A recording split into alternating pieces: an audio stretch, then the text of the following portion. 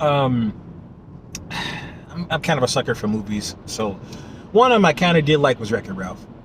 Um, I mean the plot isn't like too crazy. It's actually pretty good, surprisingly. Like the subtext. Maybe that's just me. I'm always over reading this to the subtext, but one of the things I'm forgetting her name. The little girl character that's played by Sarah Silverman, but even Ralph, I'm forgetting who's voiced by him, but there's this idea of bad guys and who's really bad versus who claims to be good, and it just really kind of helps you question like character types and stuff like that. And it's like, just because you're a bad guy doesn't mean you're a bad guy, And he has a little even the Wreck-It Ralph 2 was pretty good because it taught you about letting go. Like, I like these videos, these series. They talk. They're very interesting when you think about them. I'm driving my bag. I gotta keep in mind. Um, but that's what he learns. I think number two is maybe it hits home to me, but it's just kind of like teaching you to just stop being so, to let go and stop being so clingy. Um, I think if I think about it, if I do a little digging, I can see actually if there's a theme. How to Train Your Dragon is also a great thing. It teaches you about like dang, How to Train Your Dragon is a good one because it's three movies, but it's like three arcs of Hiccup's life. And I'm forgetting. I definitely can imagine the dude who plays as it. I just can't remember his name. Um, Sorry, I'm not gonna say it, but he has a great voice for Hiccup.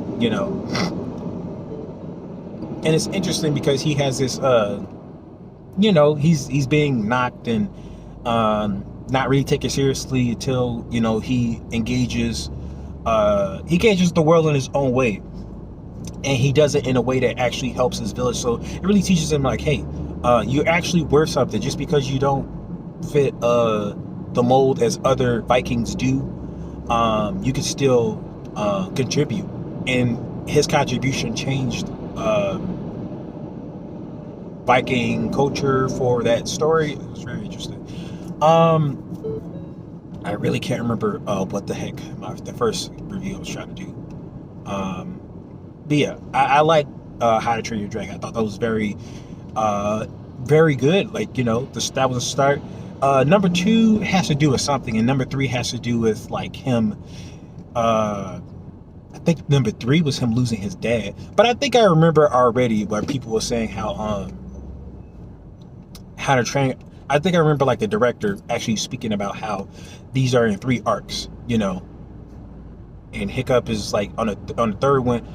He's teaching himself to surpass his father. It's really, really interesting. Like, I don't know, maybe the average person would just kind of already understand these themes, but for me, it was very captivating to be like, oh, this is how you see it. This is what it means to grow up. Like, oh, this is what it means to surpass your father. I haven't met my father in my life,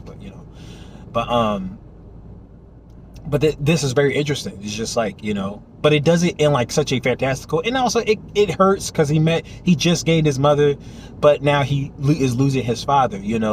So it's definitely a new arc, and also him trying to take on the mantle as a leader. And it fast forwards where he has his own children, but it's all growth, man. Different stages of your life. You're a child, then you're a teenager, and then you become a young adult, and each of these aspects of your life have different, my bad, what is it, adolescent, prepubescent, adolescent, I don't know, adulthood. I'm not sure if there's a third one, but you have these stages where you have to engage the world, and I thought that was pretty interesting that someone has to do this. I mean, no, like that it was being presented in a way, so I thought that was pretty interesting.